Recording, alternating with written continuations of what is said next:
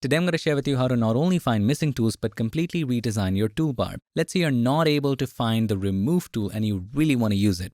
Simply click on the three dots right there, hold it, and then click on Edit Toolbar. All of the extra tools that you don't see will be on the right hand side. And these are the list of tools that you do see. So whatever tool you want, like the remove tool, you can simply bring it in. So if I were to bring it in right here outside of it, the tool is on its own. If I click on Done, you would notice that the remove tool is right here on its own. It's not inside any of the groups. If you do want to group it inside of the patch tool and all of the tools that remove stuff, you can do so as well, just like it is by default. Click on the three dots again, Edit Toolbar, keep holding your cursor, and then you can move the remove tool in any group that you want. So we want it inside of, let's say, the Spot Healing Brush tool group. Just simply click and drag and bring it inside of this group, and you can put it in any position.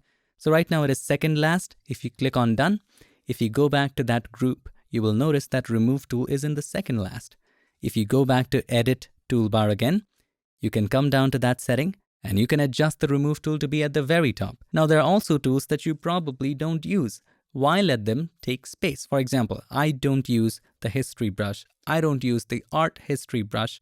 These days, I don't even use the paint bucket tool. And that way you can take your time to remove all the tools that you don't need. You can keep them in a group. You can keep them separate. The choice is entirely yours. Click on Done and have a look at how much space you get back. And if you're like me and you've just messed something up, just click and hold on the three dots, Edit Toolbar, and this is how to reset it. Simply click on Restore Defaults. That's it.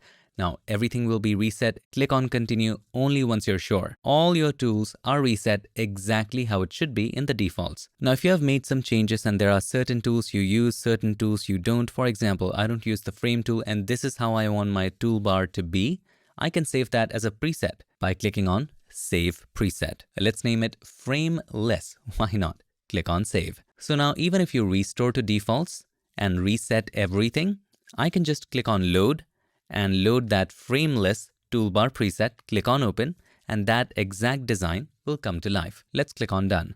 Now while we are at it, here's one more tip. If you like your toolbar in one column, you can click on this arrow right there. Now it's in one column. If you like two, click on it again. So that's how to not only find hidden tools, but organize them according to your wish. While we're at it, remove tool, let's loop around the stuff that we want to remove and it just goes away. See you in the next one. Till then, stay tuned and make sure that you keep creating.